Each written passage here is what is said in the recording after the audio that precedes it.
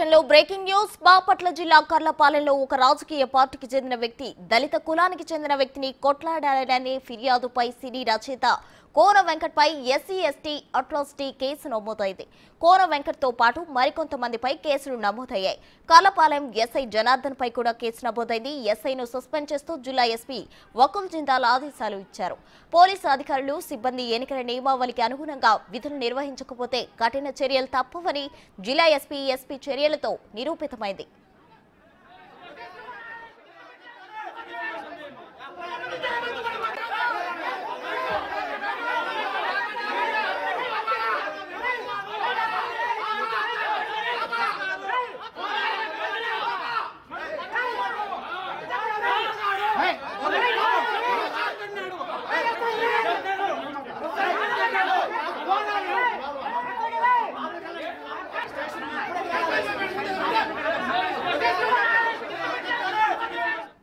కొద్ది రోజుల క్రితం గణపవరం వాసి రాజేష్ వైసీపీ నుంచి టీడీపీలోకి చేరారు. అయితే రాజేష్ పార్టీ మారడం తట్టుకోలేక కోన రఘుపతి అన్న కుమారుడు కోన వెంకట్ పోలీసులతో కలిసి నిన్న బలవంతంగా స్టేషన్ కి తీసుకెళ్లి తీవ్రంగా కొట్టారని అతని కుటుంబ సభ్యులు ఆవేదన వ్యక్తం చేస్తున్నారు.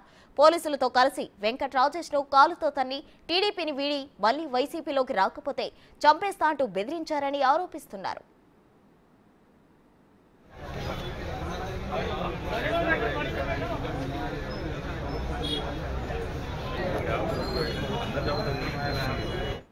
మరిన్ని వివరాలు మా ప్రతినిధి సాయి శంకర్ అందించడానికి సిద్ధంగా ఉన్నారు. సాయి శంకర్, చెప్పండి. అయితే దళిత యువకుడిపై దాడి చేశారు అని చెప్పి కుటుంబ సభ్యులు అయితే ఆరోపిస్తున్నారు. అయితే టీడీపీ వైసీపీకి మధ్య జరిగిన దాడిలో పోలీసులు కూడా ఇన్వాల్వ్ అయినట్లు తెలుస్తుంది. అయితే పోలీసులను ఆల్రెడీ ఎస్పీ సస్పెండ్ చేయడం జరిగింది. దీనికి సంబంధించిన ఓవరాల్ డీటెయిల్స్ ఏంటి సాయి శంకర్?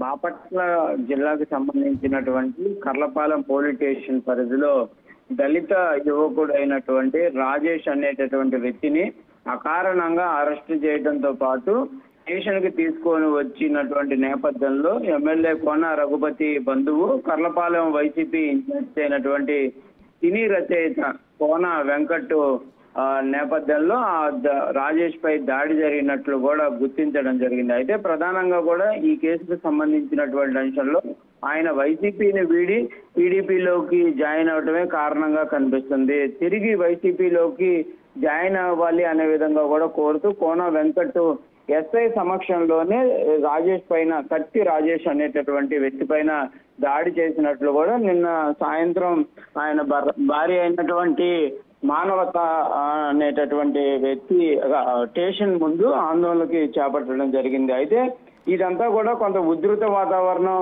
అర్ధరాత్రి వరకు కొనసాగినటువంటి పరిస్థితి ఉంది. ఈ నేపథ్యంలో కత్తి రాజేష్ కి సంబంధించినటువంటి బంధువులంతా కూడా కర్లపాలెం పోలీస్ స్టేషన్ ముందు కూడా ధర్నా నిర్వహించడం జరిగింది.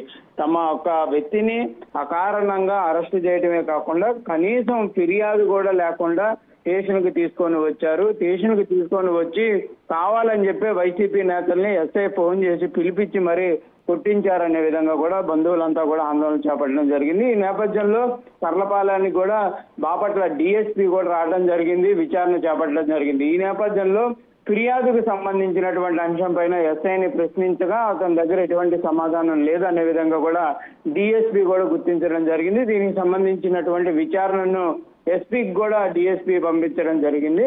పూర్తి స్థాయిలో విచారణ చేపట్టినటువంటి ఎస్పీ కర్లపాలెం ఎస్ఐ అయినటువంటి జనార్దన్ పైన సస్పెన్షన్ వేయడం జరిగింది. దాంతో పాటు ఎవరైతే దళిత యువకుడైనటువంటి కత్తి రాజేష్ పైన దాడి చేసినట్లు కోన వెంకట్ ను కూడా గుర్తించడం జరిగింది. అతని పైన కూడా అట్రాసిటీ కేసుకు కూడా నమోదు చేసే విధంగా కూడా పోలీసులు ముందుకు వెళ్తున్నటువంటి పరిస్థితి ఉంది. ఏదైనప్పటికీ మాత్రం నిన్న అర్ధరాత్రి వరకు కూడా కర్లపాలెం పోలీస్ స్టేషన్ లో ఉధృతి వాతావరణం కొనసాగినటువంటి నేపథ్యంలో కేంద్ర బలగాలు కూడా కర్లపాలెం పోలీస్ స్టేషన్ కి పెద్ద ఎత్తున చేరుకోవడం జరిగింది. మొత్తానికి మాత్రం ఎవరైతే కత్తి రాజేష్ బంధువులు డిమాండ్ చేసినట్లు కోన వెంకట్ పైన అట్రాసిటీ కేసుతో పాటు ఎస్ఐ పైన ప్రస్తుతం సస్పెన్షన్ వేటు పడినటువంటి నేపథ్యంలో కత్తి రాజేష్ సంబంధించినటువంటి బంధువులంతా కూడా తమ ఆందోళన విరమించినట్లు తెలుస్తుంది. అయితే ఈ అంశంలో మాత్రం క్లియర్ గా టీడీపీ కూడా ఒకే అంశాన్ని డిమాండ్ చేస్తుంది. కావాలని చెప్పే టీడీపీలో చేరిన వారిని వేధించే విధంగా కూడా వైసీపీ ముందుకు వెళ్తున్నటువంటి పరిస్థితి ఉంది. ఇటువంటి రానున్న రోజుల్లో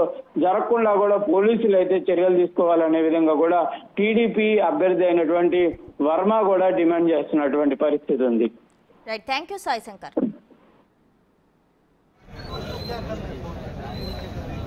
ఏది?